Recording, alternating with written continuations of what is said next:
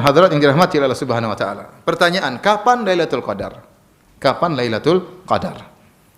An Ubadah bin Samit radhiyallahu anhu, dari sahabat Ubadah bin Samit dalam Sahih Bukhari, beliau berkata, "Kharaja an-nabiy sallallahu alaihi wasallam liyukhbirana bi Lailatul Qadar." Nabi sallallahu alaihi wasallam pernah keluar menemui kami untuk mengabarkan kapan Lailatul Qadar. Fatalaha rajulani minal muslimin. Ternyata ada dua orang sedang saling bertengkar, saling angkat suara, bertengkar. Faqala, maka Rasulullah SAW berkata, "Kharajtu li ukhbirakum bi Lailatul Qadar." Tadi saya keluar untuk mengabarkan kepada kalian kapan Lailatul Qadar. Fatalaha fulan wa fulan. Ternyata si fulan dan si fulan bertengkar. Farufi'at, akhirnya diangkat Lailatul Qadar. Saya tidak tahu kapan. Wa asa an yakuna khairan lakum, dan semoga ini lebih baik bagi kalian. Faltamisuha fit tasi'ah was sabi'ah wal khamisah. Kata Nabi, semoga ini lebih baik bagi kalian, maka carilah Lailatul Qadar di hari ke-9 terakhir, maksudnya malam 21, dan hari ke-7 terakhir, maksudnya malam 23, ya. Dan hari ke-5 terakhir, maksudnya malam ke-25. Malam 21, malam 23, malam 25. Dalam sebagian riwayat demikian. Jadi dahulu Nabi tahu kapan Lailatul Qadar. Ternyata ada yang bertengkar, akhirnya diangkat oleh Allah Subhanahu wa taala kapan hari tersebut. Oleh karena para ulama mengatakan ini dalil tentang bahayanya pertengkaran. Kalau seorang bertengkar, ribut dengan yang lainnya, keberkatan bisa diangkat oleh Allah Subhanahu wa taala. Ya, kata Allah Subhanahu wa taala, "Wala tanaza'u fatafshalu wa tadhhabu rihukum wasbiru." Janganlah kalian bertanazu', janganlah kalian bertengkar, kalian akan gagal, kalian akan lemah, ya. Wa tadhhabu rihukum, dan akan hilang kekuatan kalian. Maka pertengkaran itu buruk. Kita harus hindari pertengkaran sebisa mungkin. Ya, bahkan Nabi SAW waktu mengutus dua orang sahabat untuk berdakwah di Yaman, kata Nabi SAW, "Tatawa'a wa la takhtalifa." Kalian hendaknya saling mengalah dan jangan berselisih. Ya, karena perselisihan itu melemahkan segala sesuatu. Ya. Ya, jadi bukan berarti kalau dia merasa benar dia ribut terus cari masalah, enggak. Kalau memang bisa kita mengalah, ngapain kita harus tampil, ngapain kita harus didepankan, ngapain kita harus yang dahulu? Mengalah saja. Ya, karena perselisihan mendatangkan keburukan dalam segala tingkatan, bahkan dalam tingkatan keluarga. Ya, kalau ternyata seorang suami ribut melulu sama istrinya, istri tidak mau mengalah, suami tidak mau mengalah, keberkahan diangkat. Harusnya rezeki turun, enggak jadi turun, yang turun utang, enggak lunas-lunas. Jadi seorang berusaha jangan selalu suka ribut sama keluarganya. Istri sabar dengan suaminya, suami sabar dengan istrinya. Kalau sudah pada diam, jangan ngungkapin lagi. Sudah diam-diam semuanya, kamu sih tadi sudah selesai. Jangan kamu sih tadi lagi. Sudah selesai, jangan diungkap lagi. Ya, nanti menimbulkan pertengkaran lagi. Lihat, tatkala ada dua sahabat bertengkar, harusnya diketahui kapan Lailatul Qadar. Gara-gara pertengkaran mereka akhirnya diangkat oleh Allah Subhanahu wa taala. Ini musibah. Musibah bagi umat Islam. Tetapi setiap musibah ada hikmahnya. Kata Nabi SAW, "Wa asa an yakuna khairal lakum." Semoga ini lebih baik bagi kalian. Dengan tidak diketahuinya malam Lailatul Qadar. Sehingga semua orang akan beribadah 10 malam full. Seandainya kalau dikasih tahu, ternyata Lailatul Qadar cuma malam 27, malam 21, 22 semua masjid kosong. Nanti ramai cuma malam berapa? 27. Ya. Dan itu bukan kehendak syariat.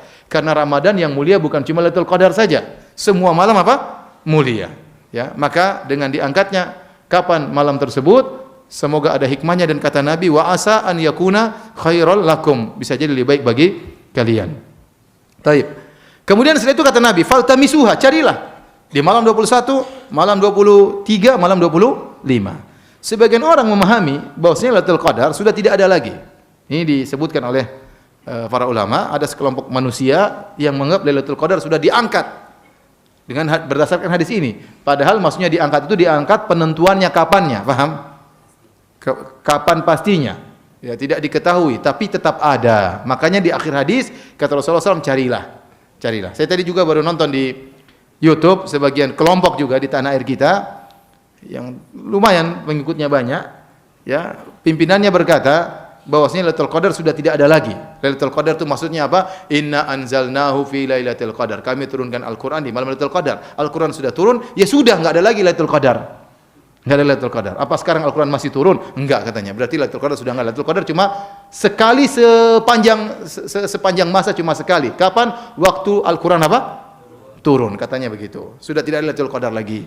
Terus sekarang kita gimana? Kata dia, kita beribadah saja untuk mengenang. Lailatul Qadar sudah enggak ada. Ini ngawur total ya. Nabi SAW waktu turun Al-Quran pertama kali di mana? Di Goa Hira. Setelah itu Rasulullah SAW masih cari Lailatul Qadar enggak?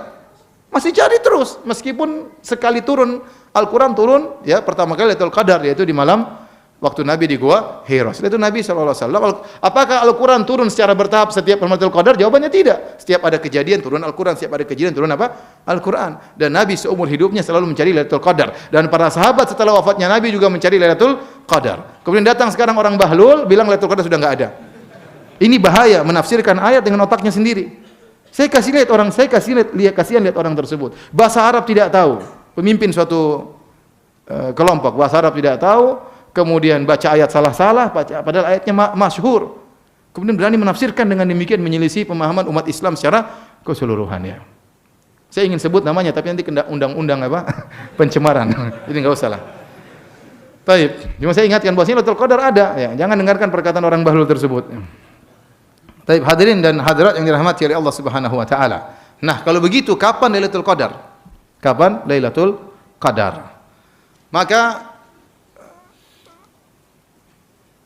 ada dua pendapat secara umum. Pendapat pertama mengatakan Lailatul Qadar yaitu ditentukan malamnya, cuma kita enggak tahu dan tidak berubah sepanjang tahun. Kalau malam 21 ya malam 21. Kalau malam 23 ya malam 23. Kalau malam 27 ya malam 27. Setiap tahun tidak pernah berubah, cuma malam tersebut. Tidak pernah berubah. Ini pendapat pertama. Dan ini pendapat jumhur ulama Syafi'iyah disebutkan oleh Nawawi rahimahullahu taala. Dan mereka berkata, kita tidak tahu malam keberapa dan tidak pernah berubah, tetapi yang paling diharapkan adalah malam-malam ganjil. Malam 21, malam 23, malam 25, ini yang kita harapkan. Ini pendapat pertama. Pendapat kedua, dan ini adalah pendapat lain dari ulama Syafi'iyah seperti Al-Muzani. Al-Muzani ini muridnya Imam Syafi'i langsung. Dan dia punya murid lagi namanya Ibnu Khuzaimah. Dua ulama ini, ulama besar ini, ya, berpendapat berbeda dengan pendapat Imam Syafi'i. Mereka berdua berpendapat bahwasanya Lailatul Qadar berpindah-pindah dari satu malam, tahun berikutnya bisa jadi malam lainnya, tahun berikutnya bisa jadi malam yang lain. Bisa jadi malam ini malam 21 tahun ini, tahun depan bisa jadi malam 27, tahun depannya lagi bisa jadi 27 juga, tahun depannya lagi bisa jadi malam 23. Tetapi perpindahan tersebut hanya di malam-malam ganjil. Dan ini pendapat yang dikuatkan oleh Imam Nawawi rahimahullahu taala, menyelisih pendapat jumhur Syafi'iyah. Kenapa? Karena hadis-hadis menunjukkan Lailatul Qadar terjadi di zaman Nabi di malam-malam yang berbeda. Tadi hadis Abi Sa'id Al-Khudri radhiyallahu anhu saya bacakan. Hadis Abi Sa'id Al-Khudri radhiyallahu taala anhu, ya.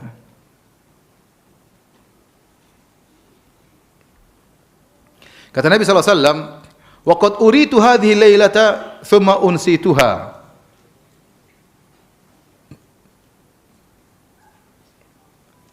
Tadinya aku sudah ditunjukkan kapan malam Lailatul Qadar, tiba-tiba aku dilupakan kapan malam tersebut. Fabtaghuha fil ashril awakhir. Maka carilah malam Lailatul Qadar di 10 malam terakhir. Wabtaghuha fi kulli witrin, dan carilah di setiap malam-malam ganjil. Wa qad ra'aituni asjudu fi ma'in wa tinin. Dan aku lihat dalam mimpiku di Lailatul Qadar tersebut aku sujud di air dan tanah, yaitu becek. Aku sujud di becek. Setelah Nabi ngomong gitu, kata Abu Sa'id Al-Khudri, fastahallatis sama'u fi tilka lailata wa amtarat. Maka malam tersebut, itu malam 21, tiba-tiba awan datang, kemudian terjadi hujan, ya. Dan malam tersebut, ya, lailata ihda wa ishrin, yaitu malam ke-21. Fa fasurat aini Rasulullah sallallahu alaihi wasallam wa nadhartu ilaihi, dan aku melihat Rasulullah sallam dan aku melihat kepadanya, insarafa minas subhi, besok paginya, itu hari ke-22, hari ke-21 setelah salat subuh, wa wajhuhu mumtali'un tinan wa ma'an. Ternyata wajahnya penuh dengan pecek. Jadi Rasulullah SAW pada 21 di salat subuh, beliau sujud, ternyata sujudnya dipecek karena tadi malam turun apa? Turun hujan. Ini dalil bahwasanya malam 21 tatkala itu malam Lailatul Qadar. Dan ini juga dalil bahwasanya bisa jadi terjadi Lailatul Qadar meskipun hujan.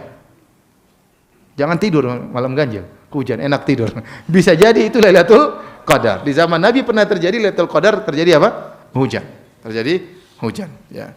Kemudian sebagian dari riwayat juga para sahabat bersumpah, saya pernah mendapati Lailatul Qadar bersama Nabi dan demi Allah waktu itu malam ke-27. Sehingga Imam Nawawi rahimahullah taala mengatakan tidak ada jalan lain untuk mengkompromikan hadis-hadis ini kecuali kita berpendapat bahwasanya Lailatul Qadar itu berpindah-pindah dari tahun ke tahun. Bisa jadi malam 21, bisa jadi malam 23, bisa jadi malam 27, yang penting di malam-malam ganjil.